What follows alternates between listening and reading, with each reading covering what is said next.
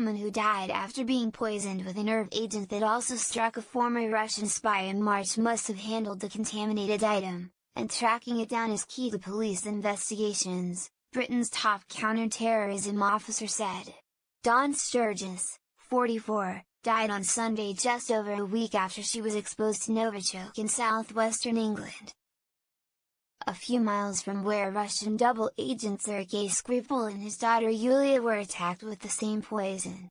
The death of Sturgis, a mother of 3, was being treated as a murder, police said.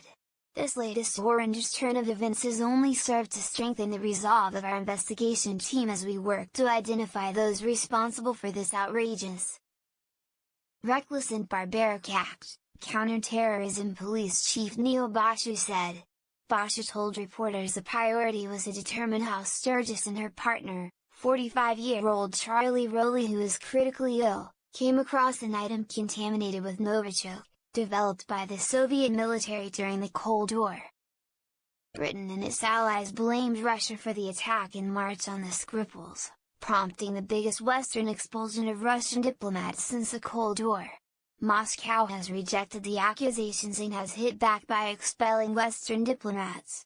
British Prime Minister Theresa May said she was appalled and shocked by Sturgis's death, and the Interior Minister, Sajid Javid, said the desperately sad news only strengthens our resolve to find out exactly what has happened.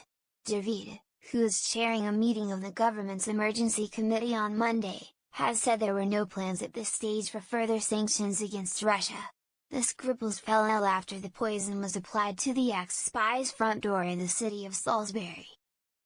Sturgis and Rowley were found at a house in Amesbury, 11 kilometers, 7 miles, away. Bashu said the severe reaction of Sturgis and Rowley meant they must have received a high dose of Novichok. Our hypothesis is that they must have handled the container we are now seeking, he said.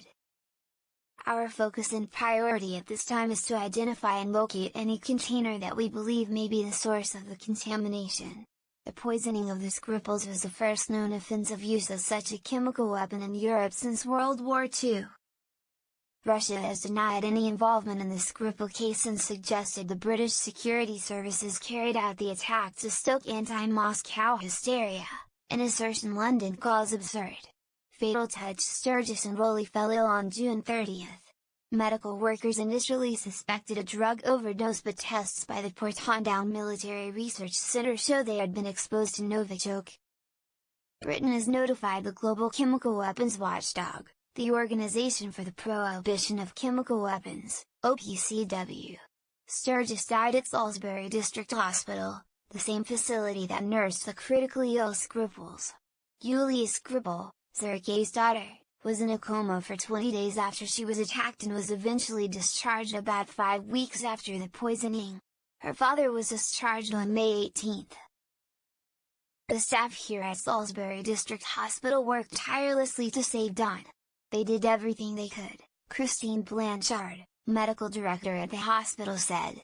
Britain's Public Health Authority acknowledged on Friday the concerns of people living in the area after the 2 incidents involving Novichok, but said it was confident that the risk to the public remain low.